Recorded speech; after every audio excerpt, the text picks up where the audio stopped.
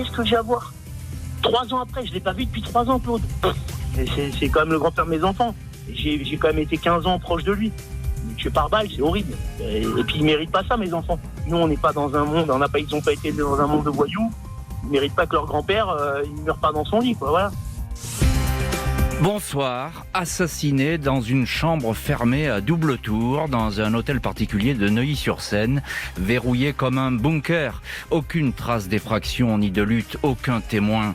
La mort violente à l'automne 2011 du richissime homme d'affaires Claude Drey demeure une énigme, tout comme le mobile qui a entraîné cette exécution. Élimination d'un concurrent financier, chantage crapuleux ou brouille familiale qui se serait transformée en haine mortelle. C'est cette dernière hypothèse à laquelle croient les juges d'instruction. Au mois d'avril, 10 ans après les faits, ils ont mis en examen pour complicité d'assassinat l'ancien gendre de Claude Drey, le très sulfureux Arnaud Mimran. Ce fils prodige de la finance, Golden Boy déchu, aurait-il commandité l'assassinat de ce beau-père devenu gênant? Claude Drey savait-il des choses qu'il s'apprêtait à révéler? Arnaud Mimran, déjà impliqué dans d'autres affaires, avait-il des dettes envers son beau-père? C'est cette étonnante saga familiale pétrie de rancœur et de ressentiment que nous allons parcourir ce soir avec nos invités, avec encore cette question subsidiaire: qui avait accès à la chambre close de la victime? L'heure du crime, présentée par Jean-Alphonse Richard sur RTL. Et ce soir, dans l'heure du crime, l'énigme Claude Drey. À l'automne 2011, ce puissant homme d'affaires méconnu du grand public est retrouvé sans vie dans son hôtel particulier de Neuilly-sur-Seine. Une demeure qui a pourtant tout d'une forteresse. Mardi 25 octobre 2011, un peu avant 8h du matin, Abdallah, le majordome égyptien de Claude Drey, emprunte l'ascenseur intérieur de l'hôtel particulier de la Villa de Madrid, une voie privée de Neuilly. Abdallah est accompagné d'une infirmière. Son patron, âgé de 76 ans, a subi une lourde intervention chirurgicale aux intestins et son état de santé nécessite des soins réguliers. Claude Drey a passé la nuit dans sa chambre du 2e étage. Il occupe seul, à cette période de l'année, la très vaste demeure, 1000 mètres carrés sur 5 étages. Il a prévu de repartir bientôt à Miami, en Floride, où il réside la plupart du temps et où se trouve son épouse Simone. Le majordome se dirige vers la chambre. Il perçoit le son de la télé, le volume est très fort. Il tombe alors sur le corps du milliardaire, allongé par terre en t-shirt et caleçon, écroulé entre sa chambre et un couloir qui conduit à un petit coffre-fort qui contient des bijoux et des valeurs pour 15 millions d'euros. 3 douilles sont au sol. Claude Drey a été touché par 3 balles de calibre 7,65. Une première tirée dans la cuisse, une dans le dos, une dernière dans le cou.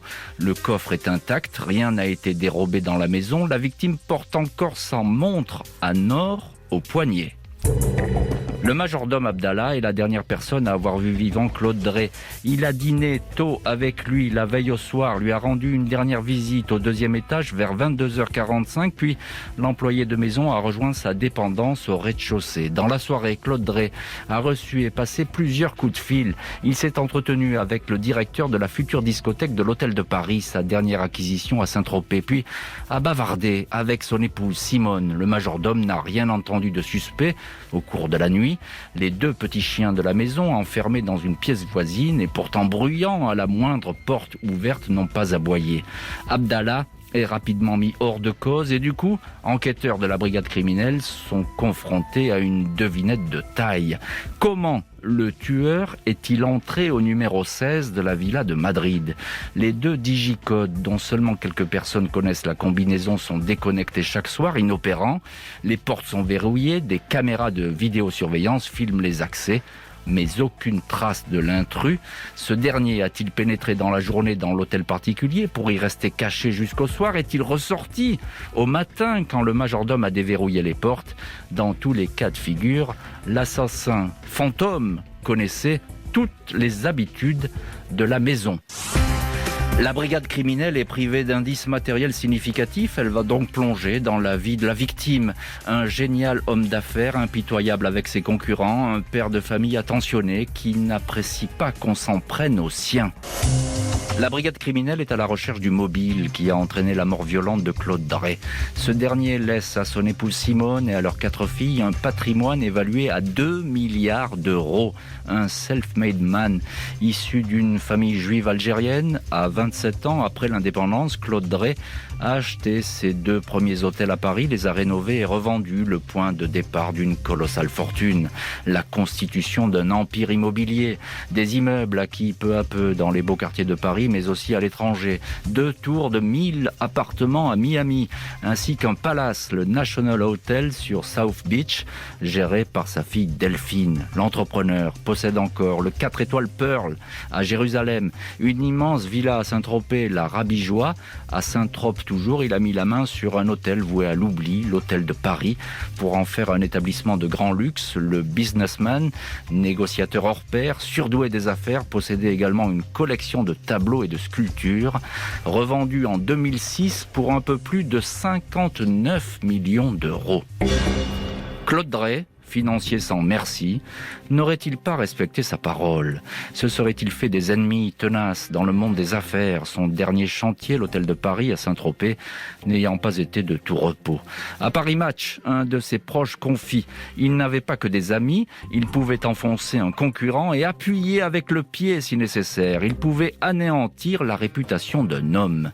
Une réputation de dureté qui se traduit aussi dans un cercle familial sur lequel il veille jalousement. Drey ne supportait pas que l'on s'en prenne à son épouse et à ses 4 filles. Il les protégeait de toutes les attaques. Il était notre bouclier, dira sa fille Delphine. Claude Drey avait ainsi eu ces dernières années maille à partir avec l'un de ses gendres, Arnaud Mimran, qu'il considérait pourtant au début comme son propre fils. Mimran avait épousé sa fille Anna en 1998. Le couple avait eu 3 enfants, mais Arnaud s'était vite révélé comme un époux infidèle, multipliant les aventures, un joueur de poker et de casino, dépensant sans compter, une vie de couple tumultueuse et névrotique.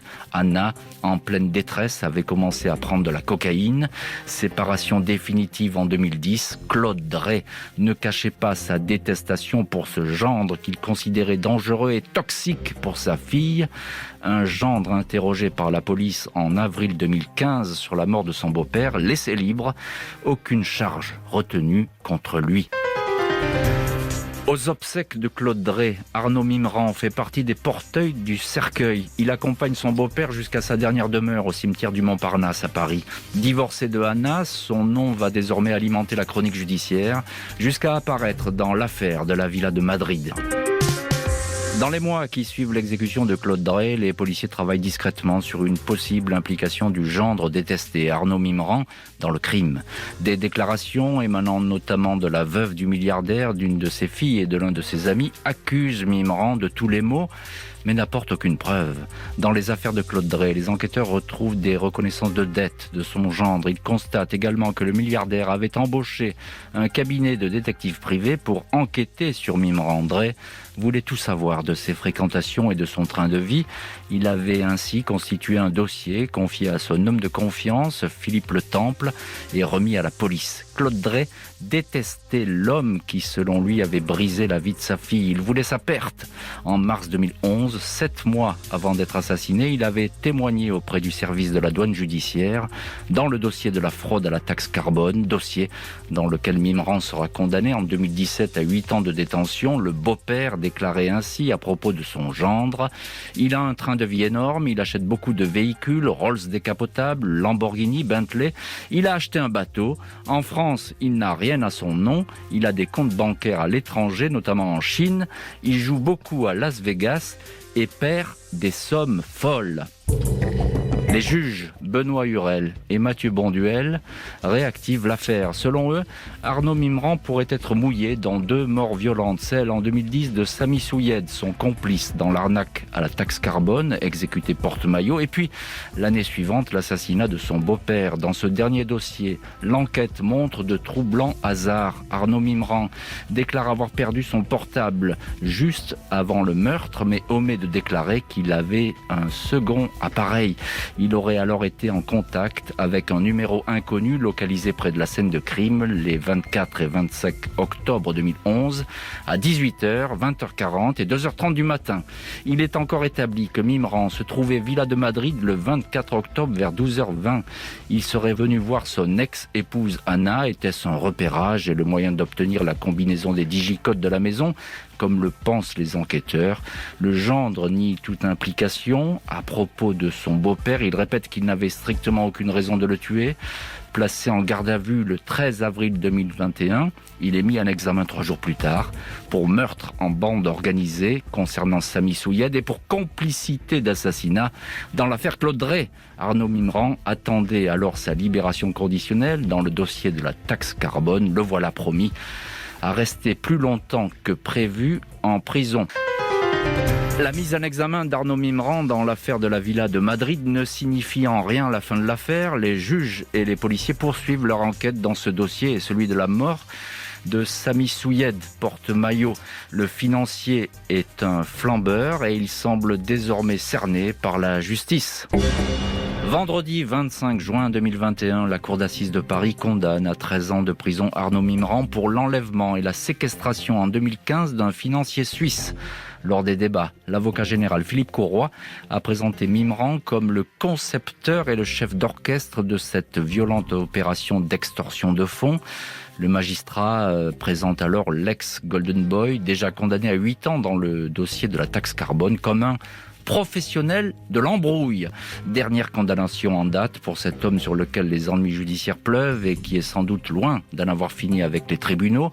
À l'été 2020, le parquet a ainsi requis son renvoi en correctionnel dans une affaire de corruption visant un responsable de la prison de Fresnes. Mimran l'aurait rémunéré pour bénéficier de meilleures conditions de détention.